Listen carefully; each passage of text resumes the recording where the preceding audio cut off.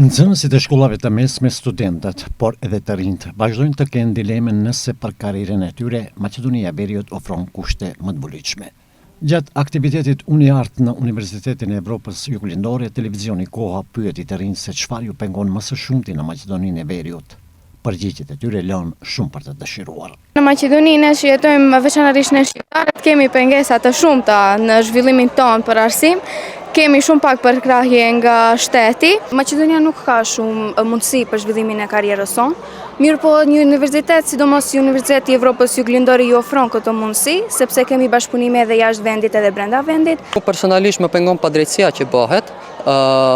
Përsëri pra ne tentojmë që ta ndryshojmë atë, ku ne perspektiva ime pra e sheh që në këtë vend mund të ketë aktivitete të ndryshme të mbajmë dhe gjithashtu të kontribuojmë që të ndryshojmë këtë mendje të popullatës. Unë personalisht do kisha thënë që më së shumti më pengon padrejtësia që bëhet, sidomos në për shkollat të mesme dhe me pranimin e nxënësve në për shkollim më të lartë. Mendoj që kjo duhet të ndryshohet për shkak se mendoj se kjo është arsye që shumë nxënës të mirë që kemi, shumë fëmijë me ide të reja, është edhe arsye që edhe largohen nga vendi i tyre.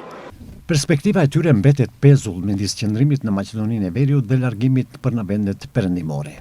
Kanë mendime të ndara në këtë çështje, por duket se dominon kërkesa për një jetë më të mirë dhe me më shumë kushte avancimi. Më shumë ne të rinjtë preferojmë që të studiojmë jashtë dhe perspektiva jonë është që të dalim jashtë shtetit. Personalisht perspektivën time e shoh brenda vendit, pasi sado që ne të mundohemi dhe të themi se jashtë vendit kemi mundësi më të mira, përsëri në vendin ton mund të japim kontribut më të madh.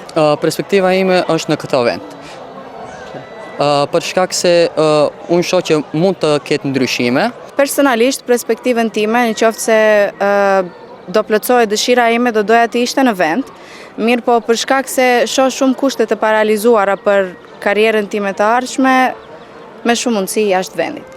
Largimi i trurit që moti nuk është vetëm statistik, është një realitet që për çdo ditë po zbraz vendin dhe rajonin. Derisa më mira të rinj largohen në kërkim të kushteve më të mira të jetës dhe punës, vendet përballen me dilemën nëse kjo mund të shndrohet në proces të dyanshëm në vend të rrugës qore. Por shifrat japin sinjale alarmuese. Sipas një ankete të Barometrit Ballkanik që zbatohet për çdo vit, 68% e të rinjve nga vendet e rajonit të Ballkanit duan që të largohen, kurse vetëm 29% dëshirojnë të mbeten.